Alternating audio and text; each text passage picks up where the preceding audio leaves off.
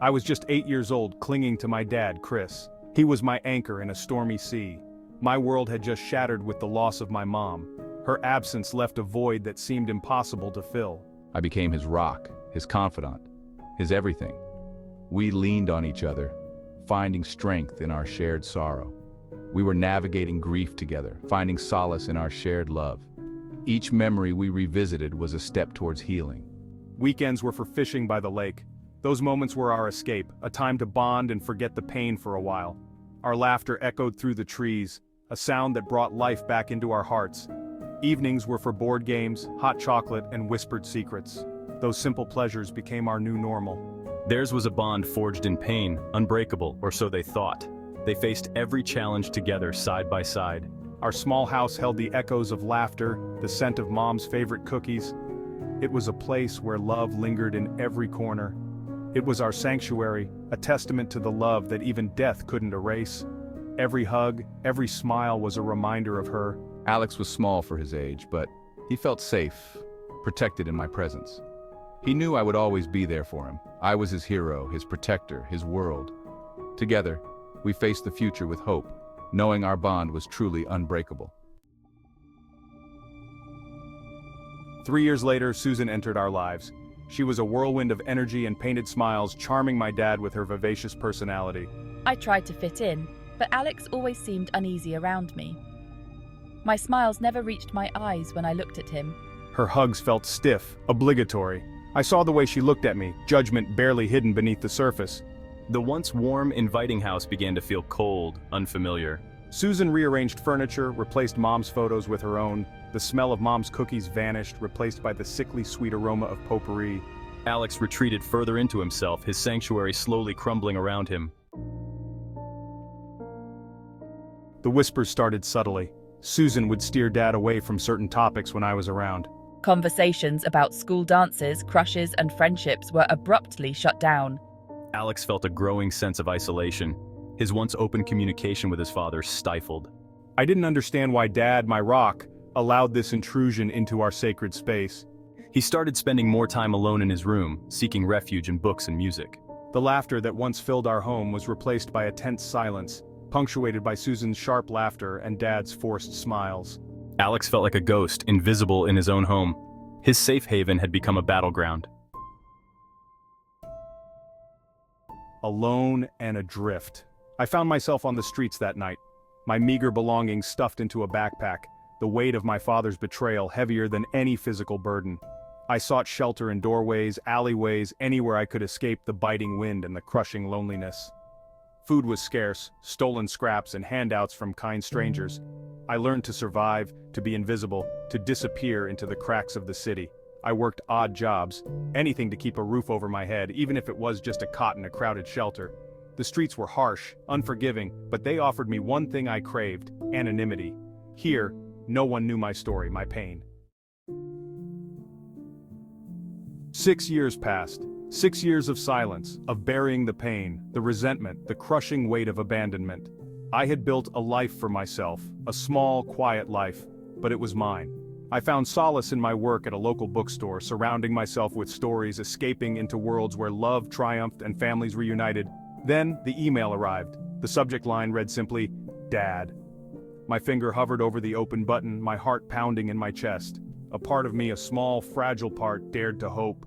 Could this be it? Could this be my father's apology, my chance for reconciliation, for closure?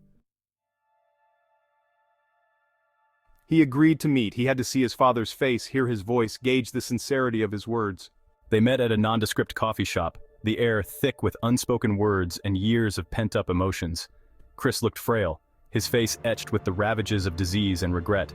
Alex, Chris reached for Alex's hand, but Alex pulled away, unable to bear his touch. The words tumbled out of Chris, a torrent of apologies, of pleas for understanding. I was so insecure, so afraid of Susan's rejection. I was ashamed of my own weakness. But I've always loved you, Alex. My love for you never wavered, not even in my silence. Alex listened, his heart a stone in his chest. When Chris was finished, he finally spoke, his voice raw with unshed tears and years of suppressed pain. You have no idea what it was like. Nights on the streets, the fear, the loneliness, the crushing weight of your betrayal. You missed my birthdays, my graduations, all the milestones we should have shared. And then, the words he never thought he'd utter escaped his lips, laced with a lifetime of pain and resentment. I'm glad you're dying. I'm glad you're getting what you deserve. The words hung in the air, heavy with the weight of his truth. The silence that followed was deafening, filled with the echo of his confession. Chris sat there, his shoulders slumped, his eyes filled with a pain so profound it mirrored Alex's own. The weight of years and unspoken words hung heavily between them, a silent testament to the passage of time and the wounds that had never fully healed. He didn't offer excuses, didn't try to defend himself. There was no point in rehashing the past, no solace to be found in justifications. The silence spoke louder than any words could, a shared understanding of the mistakes and regrets that had brought them to this moment. He simply nodded, accepting Alex's words as his due. It was a gesture of acknowledgement, a silent agreement that the past could not be changed, only accepted. The nod was a bridge, fragile yet necessary, spanning the chasm of years and misunderstandings. Here, I want you to have this. It's a piece of my heart, a fragment of the life we never shared. Chris reached for his wallet, pulled out a photograph and pushed it across the table. His hands trembled slightly, the weight of the moment making the simple act feel monumental. It was a recent picture of Chris, looking frail and gaunt, holding a handwritten sign that read, "I love you, Alex." The image was a stark reminder of the passage of time, of the years lost, and the love that had endured despite everything. This is all I have to give you. It's not an excuse, just the truth. My truth, our truth, laid bare in this simple photograph. He stood up slowly, his body racked with coughs, and shuffled out of the coffee shop. Each step was a struggle, a painful reminder of his frailty and the limited time they had left, leaving Alex alone with his truth, his pain, and a photograph that held a lifetime of unspoken words. The coffee shop seemed to close in around him, the weight of the moment pressing down as he stared at the photograph, lost in memories and what-ifs.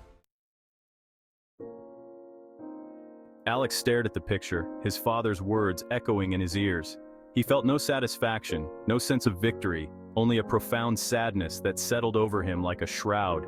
The photograph captured a moment of happiness, a time when things were simpler, when love was uncomplicated. But now that image seemed like a cruel reminder of what was lost. He had spoken his truth, but at what cost? The weight of his words hung heavy in the air, and he couldn't shake the feeling that he had shattered something irreparable. The room felt colder, darker, as if the very walls were closing in on him. He had hoped for understanding, for a bridge to be built between them. Instead, he found himself standing on the edge of a chasm, the distance between them greater than ever. I heard him. The realization hit him like a punch to the gut. He loved me, despite everything, and I hurt him. The words echoed in his mind, each repetition a fresh wound. He loved me, despite everything, and I hurt him. The memories of their shared moments, the laughter, the lessons, all seemed tainted now. He wondered if those memories would ever feel pure again.